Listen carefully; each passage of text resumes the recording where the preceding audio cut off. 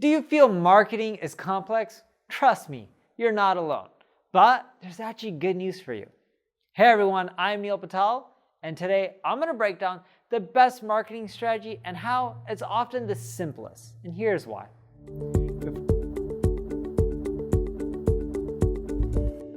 Before we get started, make sure you subscribe to this channel, and if you're on YouTube, make sure you click the alert notification. A lot of people reach out to me saying, hey Neil, I have this new product or new service. I created a strategy that covers all the social media channels, all the Google SEO, even Google Paid and Bing, and I'm running ads on these 3 different platforms, and I'll be doing content marketing and more SEO for this huge list of keywords that we want to target. And you know what blows me away is the fact that they're thinking they'll be able to do all of that as they start selling a new product, which in and of itself is a big challenge. But the truth is, your chance of being successful when you're doing too many things at the same time is very slim.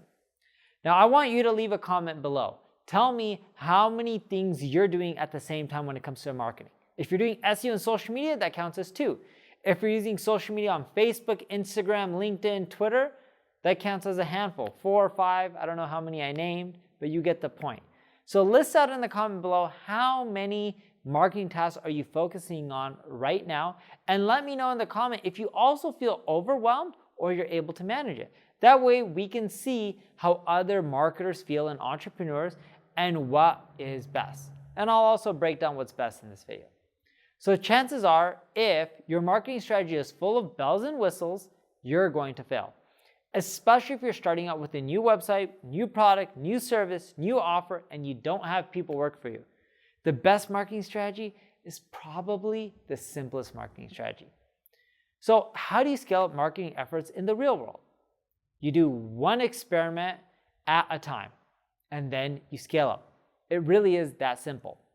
Once you've done that, and it works well, and you've scaled it up, and that's the key, you've scaled it up, you're getting it to a place where it's doing well enough, then you explore other marketing channels and experiments. Until then, you stick with that one channel.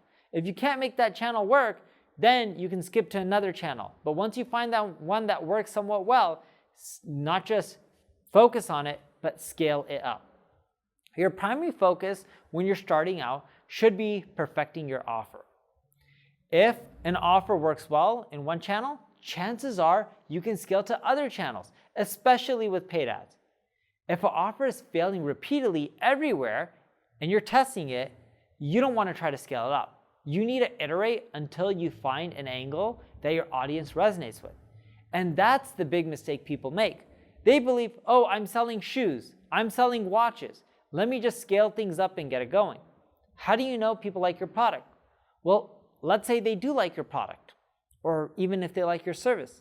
How do you know your messaging resonates with them? How do you know that they like your checkout flow? How do you know that they understand what your product or service looks like by the images or through case studies or testimonials?